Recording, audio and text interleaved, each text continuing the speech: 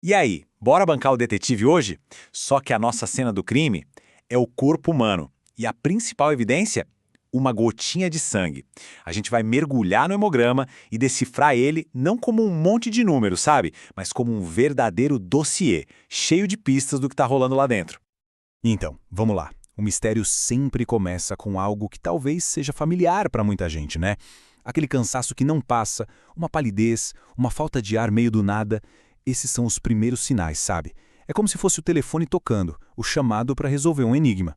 E a pergunta que fica é: o que será que o nosso sangue está tentando dizer com tudo isso? Pois é, toda boa história de detetive começa com um problema central. No nosso caso, a gente pode chamar de o mistério do cansaço. E antes de sair procurando pista por aí, a primeira coisa a fazer é identificar o principal suspeito. Qual é a condição que está por trás desses sintomas todos?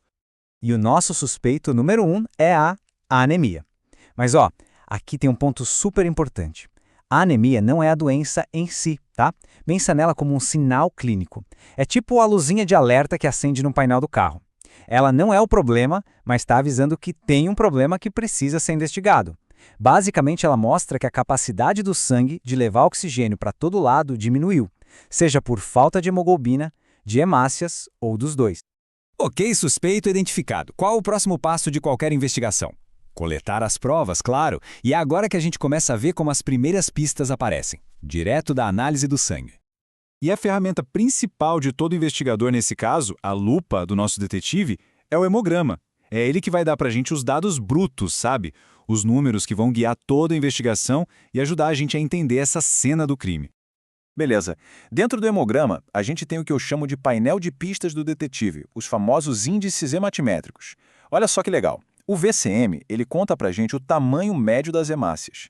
O HCM fala do peso da hemoglobina ali dentro. Já o CHCM mostra a concentração dessa hemoglobina, o que na prática a gente vê como a cor da célula. E tem o RDW, que eu acho fascinante.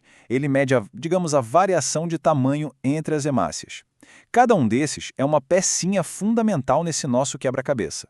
E o mais legal é que com uma pista só, o VCM, a gente já consegue fazer uma primeira grande filtragem. Se o VCM deu baixo, as hemácias são pequenas, a gente chama de microcíticas. Se deu alto, elas são grandes, macrocíticas. Pronto. Só com isso a gente já divide o problema em dois, sabe? Já eliminamos um monte de suspeitos de uma vez só. Mas, né, um bom detetive não vive só de números. A gente precisa ver a prova com os próprios olhos. Então, bora para a próxima fase? Colocar essas células sob a lente do microscópio. E para fazer isso, a gente prepara a evidência, o tal do esfregaço sanguíneo. É um processo quase que artesanal. Pega uma gota de sangue, espalha numa lâmina até formar uma película super fininha, deixa secar, aí ela passa por uns corantes que basicamente revelam as células, deixando tudo colorido. E no final, tá lá, a lâmina prontinha para a gente espiar no microscópio. É agora que a coisa fica boa. A gente entra na galeria de suspeitos. Em hematologia, quando as hemácias estão com formatos esquisitos, diferentes do normal, o nome técnico para isso é poiquilocitose. Mas pensa assim, cada formato diferente é como se fosse a assinatura de um criminoso, uma pista visual que conta muita coisa. Nosso primeiro suspeito na fila, o drepanócito. É a famosa hemácia em forma de foice. Esse formato é inconfundível, meio rígido, alongado. Isso acontece por causa de uma hemoglobina com defeito, que se cristaliza e deforma a célula toda. Bateu o olho num desses? A investigação já aponta direto para a doença falciforme. Não tem erro. Próximo na linha de reconhecimento, o esferócito. Se a gente comparar com uma hemácia normal, ele é diferente. Ele é bem redondinho, menor, mais denso e não tem aquela parte mais clara no meio. Por que ele fica assim? Porque ele perdeu um pedaço da membrana.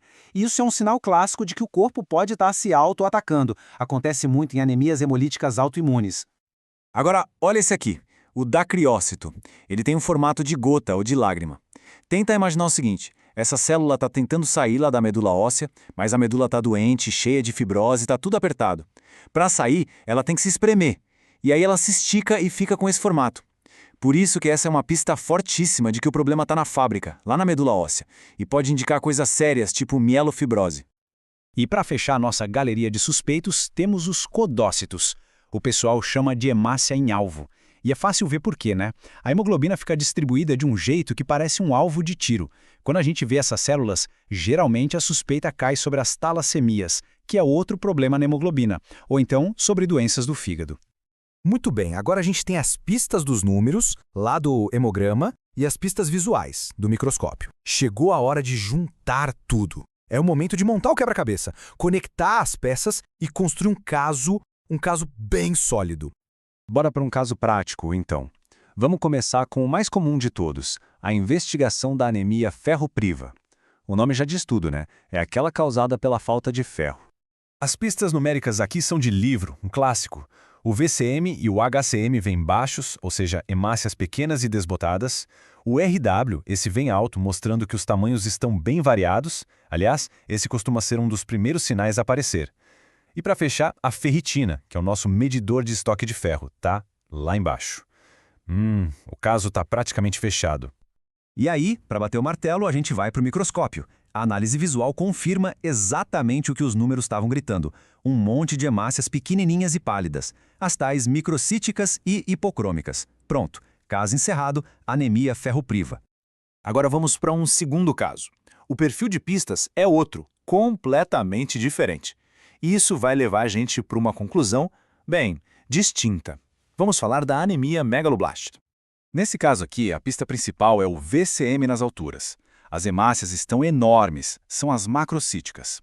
O RDW também costuma vir alto. E quando a gente vai investigar o porquê disso, o que a gente encontra?